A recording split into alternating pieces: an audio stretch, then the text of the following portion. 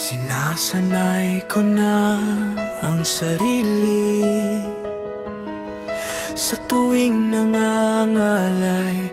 Ang balikat ko nagkukusa na akong lagyan ng efficacent oil. Ito natuto na akong gumising sa tuwing tutunog ang alarm. Gigising ako agad sa isang tunog pa lang,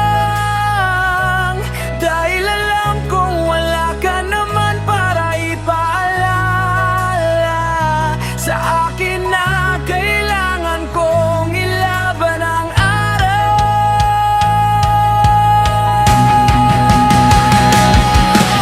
Sinasanay ko na ang sarili na wala ka.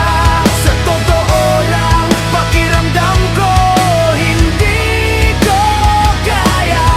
Sa tuwing matatanggal ang sintas ng sapatos, naaalala agad kita.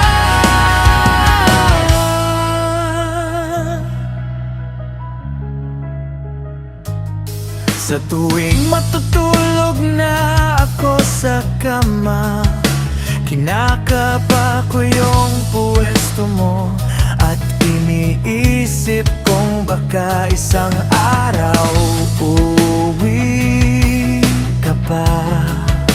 Ang hirap sanayin ng sarili na wala ka, lalo na't parte ka na ng buo kong sistema. Sinusubukan kong masanay kaya't pakiusap, huwag kang magtangkang magparamdam muna. Hayaan mo akong mangulila, hayaan mo akong makausad na. Ang dami ko ng utang sa sarili, ngayon ko lang napagtanto. Ako pala talagang palaging nagkokompromiso. Sa tuwing makikiusap ang iba, pinipilit kong unawain sila. Ang dakong isakripisyo ang pahinga, ang sariling saya, ang komportableng pakiramdam para sa ikagagaan nila.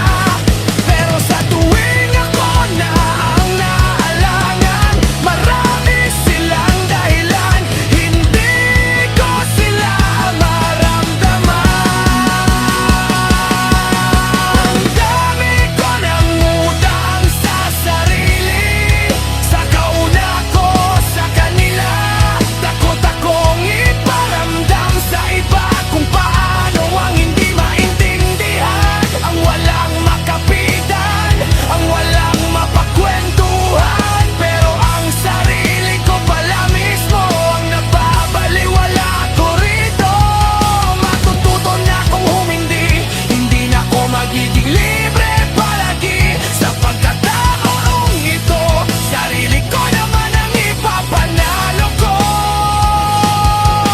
Mali ako sa pag-aakala na kapag inuna ko ang iba, ibabalik din nila. Dahil ang totoo niyan, naubos lang ako.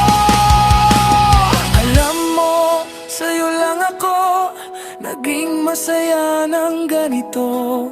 Ngayon ko lang nadama ang pakiramdam ng kontento. Ganito pala kapag napadpad ka sa